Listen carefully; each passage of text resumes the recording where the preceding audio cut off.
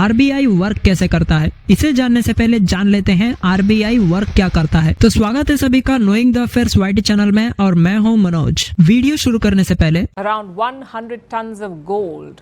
And before you ask, no, it was not some illegal smuggling ring. This is as legal as it gets.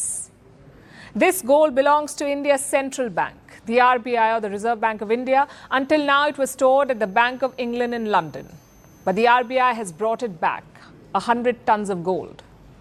UK के banks में reserve की गई 100 ton gold को वापस मंगा लिया है। ये 1991 के बाद पहली बार है, पर क्यों, इसका आंसर मैं वीडियो के एंड में दूंगा। आपको पहले से पता है तो कमेंट करके जरूर बताना। तो चलिए आगे बढ़ते हैं। आरबीआई वर्क क्या करता है, इसका आंसर नाम में ही छुपा है। आरबीआई का काम कमर्शियल बैंक्स को सिक्योरिटी प्रोवाइड करना भी है, इसीलिए आरबीआई कमर्शियल बैंक्स के 20 से 25% पैसों को अपने पास रिजर्व में रख लेता है।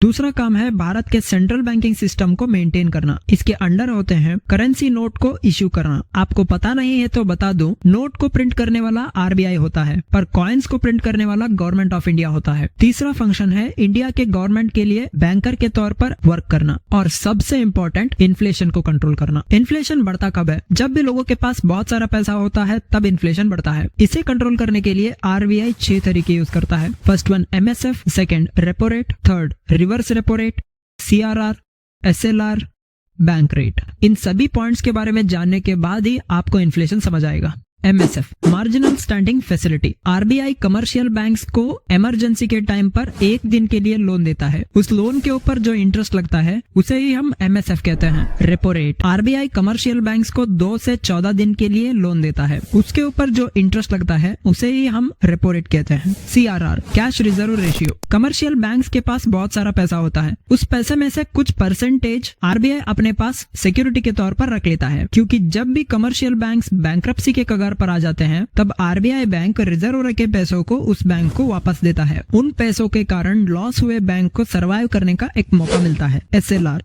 Statutory liquidity ratio. RBI commercial bank से लिक्विड के फॉर्म में कुछ परसेंटेज अमाउंट को रिजर्व में रख लेता है।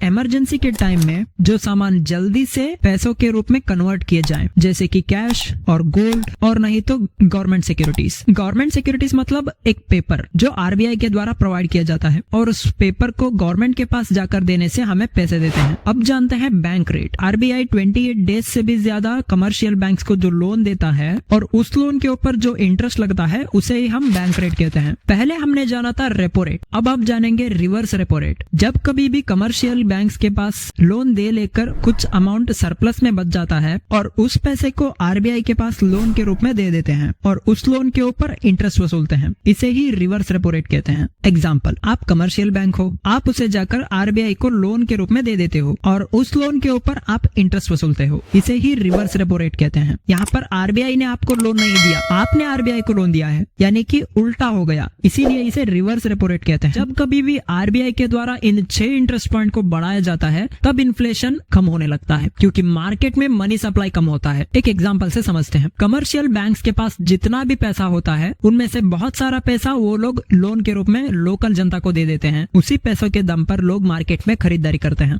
लोगों के पास बहुत सारा पैसा होने के कारण प्रोडक्ट्स के दाम बढ़ा देते हैं। एमएसएफ को बढ़ाने से कमर्शियल बैंक्स पैसे कम लेते हैं और प्रोडक्ट्स का दाम भी नहीं बढ़ेगा। रेपो रेट को बढ़ाने से तब भी मार्केट में पैसा नहीं पहुंचेगा। रिवर्स रेपो रेट को बढ़ा देने से फिर भी मार्केट में पैसा नहीं पहुंचेगा, क्योंकि आरबीआई कमर्शियल बैंक्स को इंटरेस्ट ज्यादा दे रहा होता है compare to local people. CRR को बढ़ाने से तब कमर्शियल बैंक्स के पास पैसा कम होता है, इसीलिए वो लोन कम देने के कारण लोगों के पास पैसा भी नहीं होगा और मार्केट में इन्फ्लेशन भी नहीं बढ़ेगा। एसएलआर को बढ़ाने से तब भी वही रिजल्ट आएगा। बैंक रेट को बढ़ाने से कमर्शियल बैंक्स के पास लॉन्ग टर्म के लिए पैसा नहीं बचेगा, इसीलिए कमर्शियल बैंक्स लोगों को कम लोन देते हैं। और टोटली इन सभी इंटरेस्ट रेट को बढ़ाने से मार्केट में इन्फ्लेशन कंट्रोल में रहता है और घटाने से इसका उल्टा हो जाता है। वीडियो के पहले हमने जाना था यूके में रिजर्व रखी गोल्ड को इंडिया वापस लेकर आ गया, पर क्यों? दुनिया भर में बहुत सारे कंट्रीज फॉरेन ट्रेड के लिए वर्ल्ड में बहुत सारे बैंक्स में पैसे रखते हैं। वो पैसे डायरेक्ट कैश भी हो सकता है, या गोल्ड के रूप में भी हो सकता है, या अलग अलग करेंसी भी हो सकती है। रशिया ने जब यूक्रेन पर अटैक किया तब दुनिया भर के सैंक्शंस रशिया पर लग गए। इसी वजह से रशिया के फॉरेन रिजर्व्स फ्रीज हो गए और वो फॉरेन ट्रेड भी नहीं कर सका। उसके इकोनॉमी पर बहुत असर पड़ा। ऐसे तैसे करके रशिया ने ऑयल के दम पर अपना देश संभाल लिया। पर इंडिया का क्या? इंडिया एक्सपोर्ट से ज्यादा इंपोर्ट पर डिपेंडेंट है, इसीलिए इंडिया को फॉरेन रिजर्व्स बहुत मायने रखते हैं। जो रशिया के साथ हुआ वो इंडिया के साथ फ्यूचर में कभी ना हो, इसीलिए इंडिया ने उस गोल्ड को वापस मंगा लिया। तो इस वीडियो में इतना ही। मैंने कुछ गलती किया हो तो कमेंट में मुझे बता देना, मैं उसे सुधार लूंगा। और इसी तरह के नॉलेजेबल इन्फॉर्मेशन के लिए लाइक शेयर करके सब्सक्राइब जरूर कर देना। Thank you.